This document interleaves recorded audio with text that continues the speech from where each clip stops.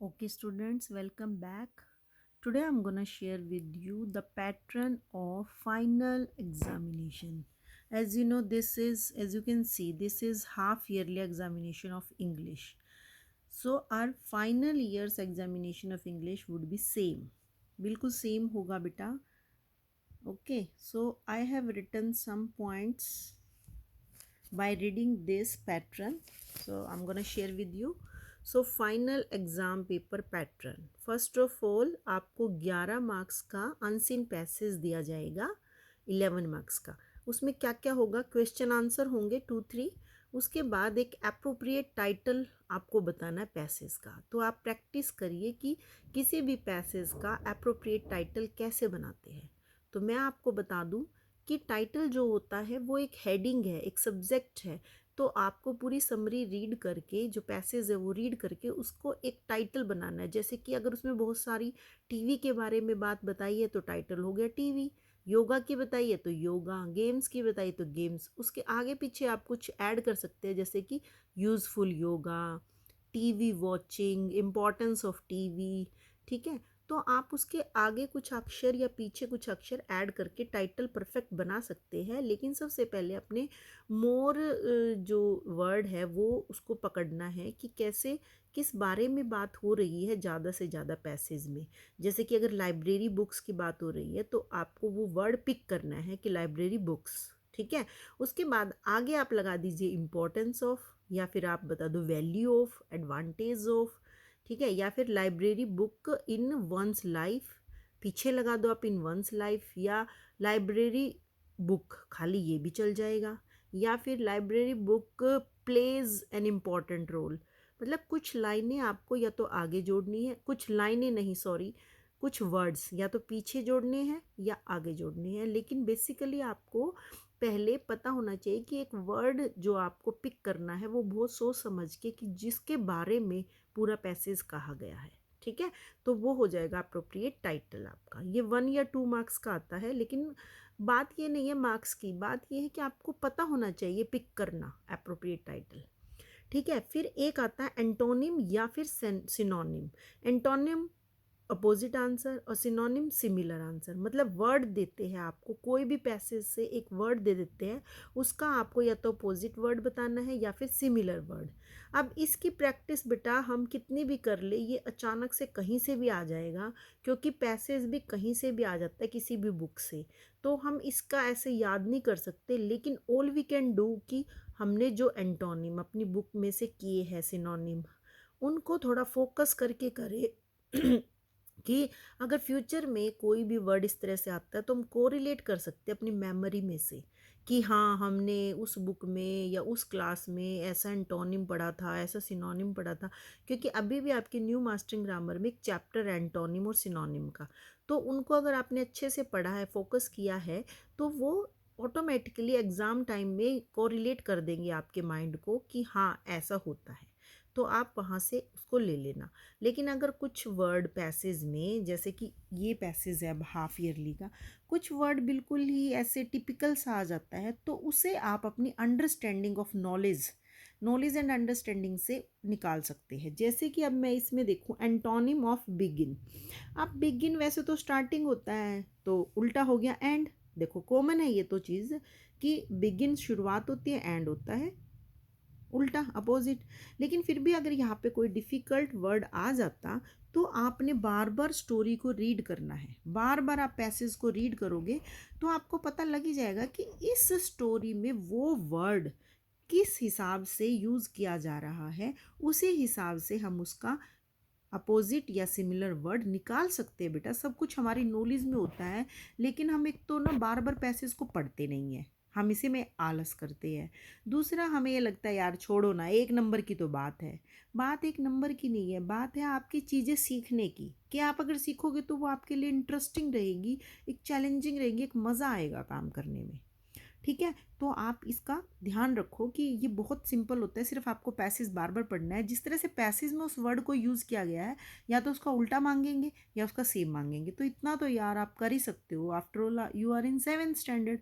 तो अभी तक आपने पढ़ा ही है एंटोनिम और सिनोनिम, तो थोड़ा सा कोरिलेट कर दो, थोड़ा नॉलेज के भंडार से निकालो उस वर्ड को, कुछ अंडरस्टैंडिंग से निकालो, ठीक है। और उसके बाद आपको पैटर्न के अकॉर्डिंग फिलअप्स देते हैं कुछ, जैसे कि यहाँ फिलअप्स दिए हुए। फिलअप्स में भी आपको बार बार पैसेज को ही रीड करना है। कुछ बच्चे क्या करते हैं कि पैसेज की यहाँ से लाइन जो होती है उससे मिलाकर बिल्कुल यहाँ ढूंढने लग जाते हैं कि यहाँ यहाँ है, ऐसे उसको सेम सेम ही मैच करने की ट्राई करते हैं। लेकिन नहीं बेटा, ये जो आपको दिया होता है उसमें थोड़ी नॉलेज तो आपको भी ऐड करनी है, थोड़ी अंडरस्टैंडिंग आपको दिखानी है कि अब आप ग्रोन अप हो, अब आपको पता है कि चीज़ें एकदम से ऐसे उठाकर नहीं लिखनी, उसमें थोड़ा मॉडिफिकेशन चाहिए, थोड़ा कुछ ऐड करना, कुछ हटा देना, कुछ चेंज कर देना, कुछ रिप्लेस कर देना, और कुछ का आंसर टोटली आपने अपने आप से लिखना है।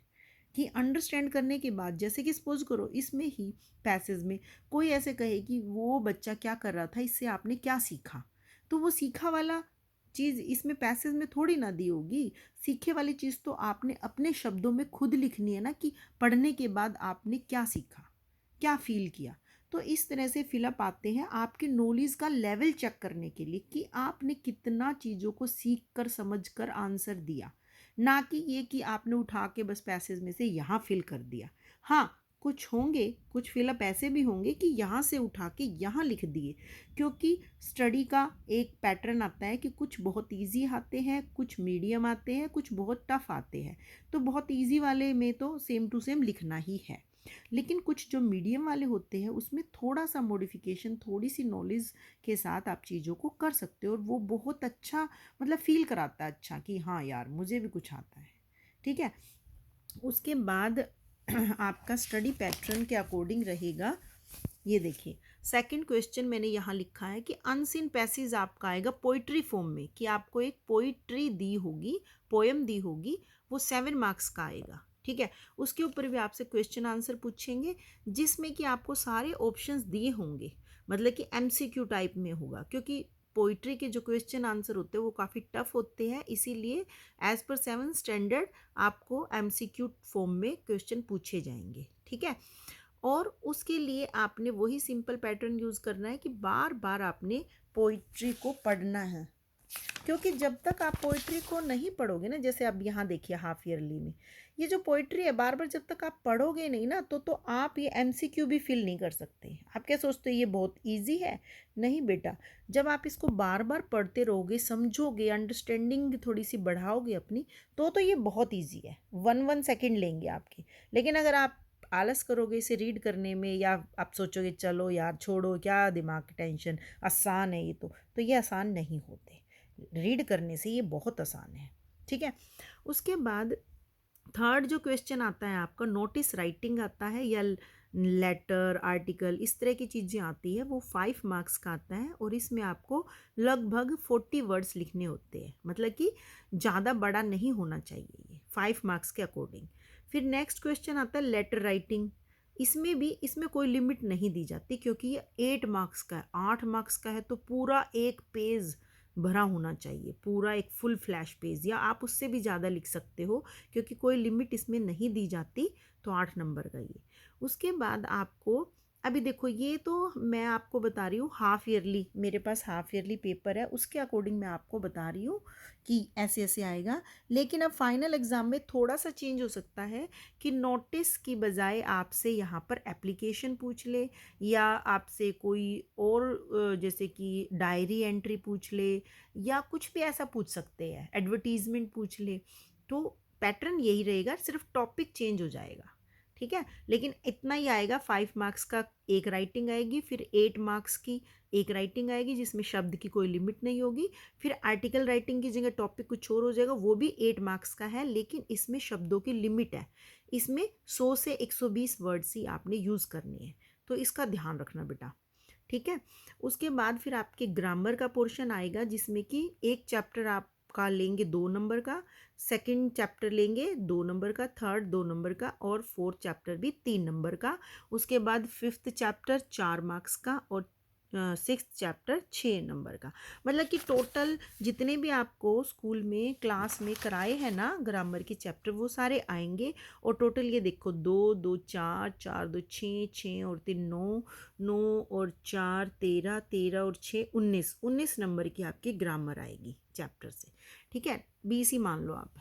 उसके बाद क्वेश्चन नंबर 12 में आपसे क्या पूछेंगे, question answer from the literature reader.